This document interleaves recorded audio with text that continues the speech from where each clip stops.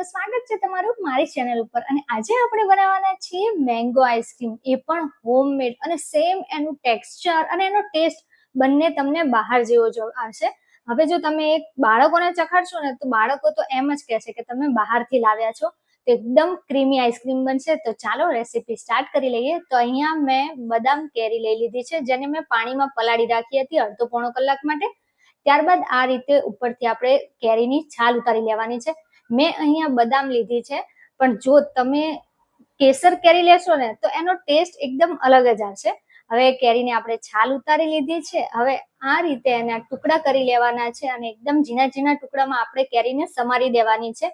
કેસર કેરી શું છે કે ટેસ્ટમાં એકદમ મીઠી અને સરસ આવે છે, બદામમાં થોડી ખટાશનો ભાગ આવે છે એટલા માટે। તો અહીંયા આપણી કેરી છે એના ટુકડા થઈ ગયા છે। તો હવે આની આપણે એકદમ સ્મૂથ એવી પેસ્ટ એટલે કે પ્યુરી બનાવી લેવાની છે। તો મિક્સી જારની અંદર કેરીના ટુકડા એડ કરી લેવાના છે, પાણી કે કાંઈ પણ એડ કરવાનું નથી। અને હા, જો તમારે ખાંડનો ઉપયોગ કરવો હોય ને તો તમે આ સ્ટેજ ઉપર તમે કેરીના ટુકડાની અંદર ખાંડ એડ કરી શકો છો। મેં અહીંયા ખાંડનો ઉપયોગ કર્યો નથી, એટલા માટે એકલી મેંગોની જ પ્યુરી બનાવી લીધી છે, એટલે કે પાકી કેરી છે એની પ્યુરી બનાવી અને રેડી કરી લીધી છે। તો જો આ રીતના આપણી એકદમ સ્મૂથ પ્યુરી રેડી થઈ ગઈ છે। એને આપણે મૂકી દઈશું એક બાજુ। જુઓ તમે કેટલી સરસ અને કેટલી સ્મૂથ એકદમ પેસ્ટ જેવી પ્યુરી થઈ ગઈ છે। આમાં થોડા ક્રંચ પણ એડ હોય ને તો પણ વાંધો નહીં, થોડા ક્રંચ એટલે ટુકડા રહી જાય તો પણ વાંધો નહીં। હવે એને મૂકી દઈશું આપણે એક બાજુ। અને એક મિક્સિંગ બાઉલની અંદર અહીંયા મેં વ્હિપિંગ ક્રીમ લઈ લીધી છે, જે આપણે વ્હિપ ક્રીમ આવે છે એ લીધી છે। એ અડધો કપ જેટલી લીધી છે। જો તમારી પાસે વ્હિપિંગ ક્રીમ ન હોય તો તમે અમૂલની ફ્રેશ ક્રીમ લઈ શકો છો।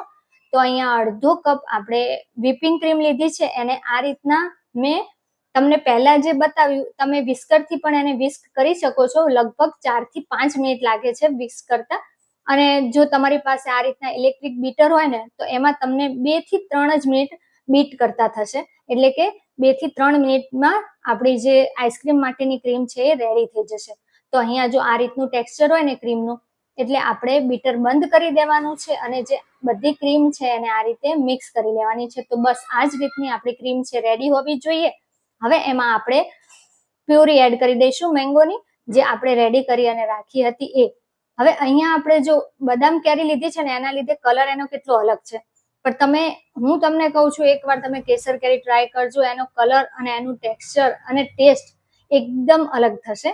હવે અહીંયા ઉપરથી આપણે એડ કરી લીધું છે વેનીલા એસેન્સ। અને જો મેં પહેલા કીધું એ પ્રમાણે કે મેં ખાંડની જગ્યાએ જે મીઠાઈ મેડ આવે છે એટલે કે મિલ્ક મેડ, એનો ઉપયોગ કર્યો છે। એ આપણે અહીંયા મેં 4 થી 5 ચમચી નાની એટલું લઈ લીધું છે। તો બસ આ બધું છે અને આપણે સારી રીતે મિક્સ કરી લેવાનું છે, વધારે પડતું એને બીટ કરવાનું નથી।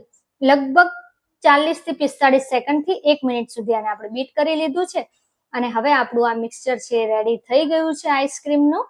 તો આ રીતના આપણી ક્રીમ હોવી જોઈએ। તો બસ હવે આપણે આને સેટ કરવા માટે મૂકી દઈશું।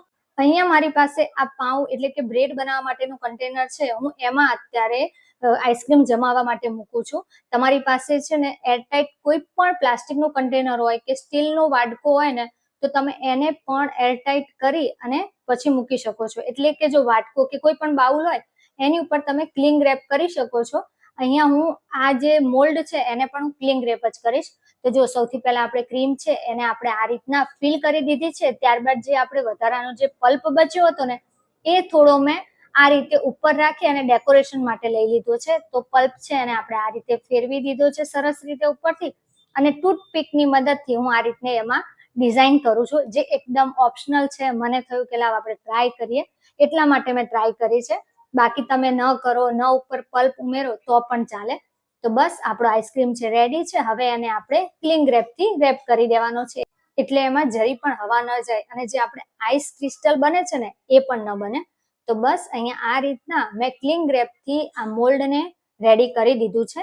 હવે જો એમાં થોડી પણ જગ્યા ન રહે એનું ખાસ ધ્યાન રાખવું। હવે બસ આને આપણે મૂકી દઈશું ફ્રીઝરની અંદર 8 થી 10 કલાક માટે। અને 8 થી 10 કલાક બાદ આપણો મેંગો આઈસ્ક્રીમ છે એ રેડી થઈ જશે। તો 8 થી 10 કલાક બાદ જો તમે જોઈ શકો છો કે આઈસ્ક્રીમ એકદમ પરફેક્ટલી જામી ગયો છે, એટલે કે રેડી થઈ ગયો છે। તો જો કેટલો સરસ અને સેમ બહાર જેવો જ આપણો લુક તો ઠીક છે, પણ આઈસ્ક્રીમ તો તમને સેમ બહાર જેવો જ મળશે.